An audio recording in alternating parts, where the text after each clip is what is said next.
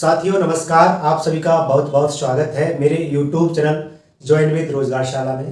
साथियों आपको पता है मैं आपके लिए उत्तर प्रदेश की जो ज़िला है उनकी एक सीरीज लेके आ रहा हूं और मैं पहले एक ज़िले को करा चुका हूं। साथियों उस ज़िले से संबंधित जितने भी महत्वपूर्ण जानकारियां थी वो मैंने आपके लिए पूरी कराई। अब मैं दूसरा ज़िला लेके आया हूं और साथियों इस ज़िले से संबंधित जितने भी महत्वपूर्ण फैक्ट होंगे और एग्जाम में आने से संबंधित जितनी भी महत्वपूर्ण जानकारियां होंगी उन सभी की चर्चा करूंगा।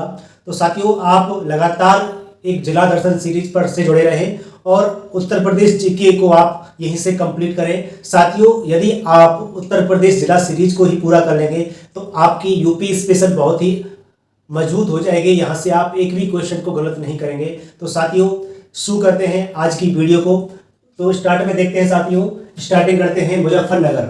बात करेंगे मुजफ्फरनगर की तो साथियों सबसे पहले देखेंगे उत्तर प्रदेश के नक्शे में मुजफ्फरनगर। साथियों मुजफ्फरनगर में आपकी 4 तहसील पड़ती हैं, एक मुजफ्फरनगर, एक बुढ़ाना, एक जौनसठ साथियों और एक खतौली। ये सभी क्या है मुजफ्फरनगर में तहसील है। साथियों वही बात करते हैं मुजफ्फरनगर की तो इसको एक उपनाम से भी जाना जाता है जिसका नाम है साथियों सरवट नगर, यानी कि मुजफ्फरनगर को सरवट नगर के नाम से भी जानते हैं।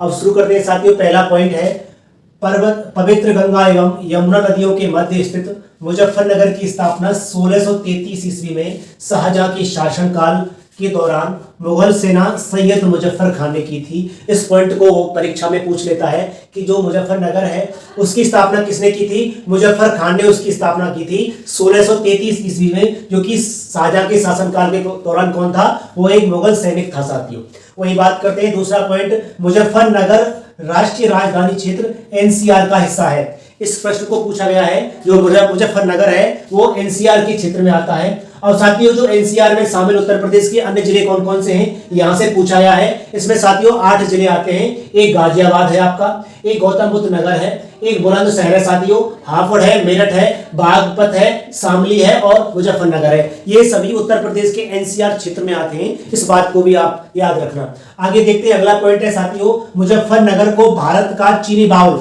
या फिर चीनी का कटोरा कहा जाता है। यह बात भी इंपॉर्टेंट है। जो मुजफ्फरनगर है उसको चीनी का कटोरा के नाम से भी जानते हैं। और देखते हैं साथियों अगला पॉइंट एक जिला एक उत्पाद ओडीओपी, जो कि एक जिला एक उत्पाद योजना है उत्तर प्रदेश की, जिसको 24 जनवरी 2018 को शुरुआत की गई थी इस योजना की। उसमें साथियों गुड़ को, यानी कि एक जिला एक उत्पाद के नाम से गुड़ को जाना जाता है साथियों, और इस गुड़ को ही जीआई टैग भी दिया जा चुका है।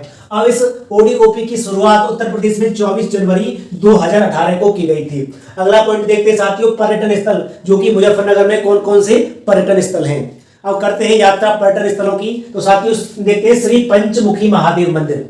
जो श्री पंचमुखी महादेव मंदिर है वो कहां पर है?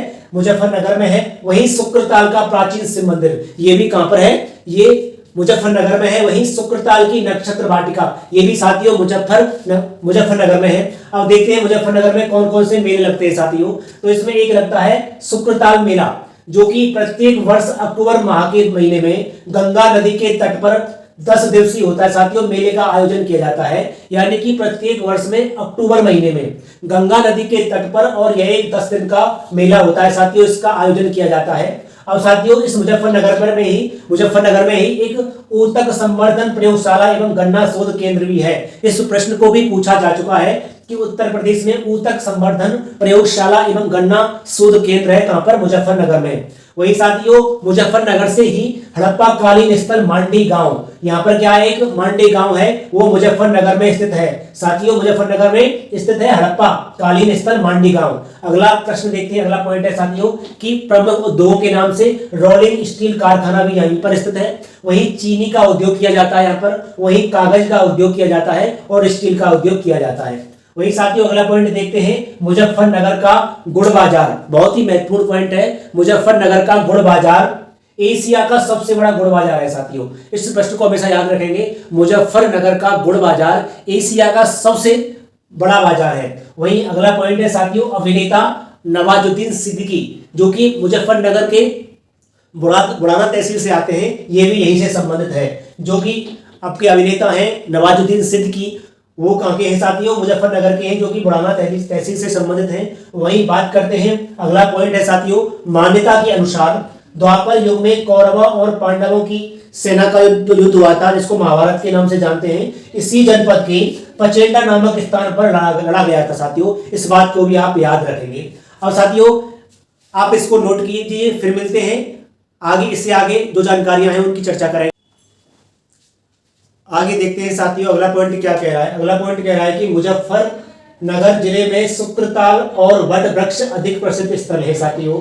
इसी वट वृक्ष के नीचे सुक्रदेव गोस्वामी ने राजा परीक्षित को 7 दिन तक भागवत कथा सुनाई थी। इस पॉइंट को हमेशा याद रखेंगे। जो मुजफ्फरनगर जिला है उसमें शुक्रताल और वट वृक्ष के नीचे साथियों, जो कि अधिक प्रसिद्ध हैं, इसके नीचे सुक्रदेव गोस्वामी ने राजा परीक्षित को 7 दिन तक लगातार क्या भागवत कथा सुनाई थी साथियों। अगला पॉइंट है बावनदरा पुल, जो कि काली नदी पर बनाया गया है, मुजफ्फरनगर में है साथियों, और इसका निर्माण शेरशाह सूरी ने कराया था। वहीं अगला पॉइंट है फारसी साहित्य के अनुसार 1399 ईस्वी में मुजफ्फरनगर जनपद में अवस्थित भोकड़हेड़ी नामक स्थान पर हिंदुओं को बड़ी संख्या में तैमूर के आक्रमण का सामना किया था साथियों, और जिसमें हिंदुओं की पराजय हुई थी। इस पॉइंट को भी आपको याद रखना है कि जो फारसी साहित्य है उसके अनुसार 1399 ईस्वी में मुजफ्फरनगर जनपद में अवस्थित भोकड़हेड़ी नामक स्थान पर हिंदुओं को बड़ी संख्या में तैमूर के आक्रमण का सामना करना पड़ा था, जिसमें हिंदुओं की पराजय हुई थी। अगला पॉइंट है साथियों, बहुत ही महत्वपूर्ण पॉइंट है। मुजफ्फरनगर जनपद के पुरकाजी ब्लॉक में स्थित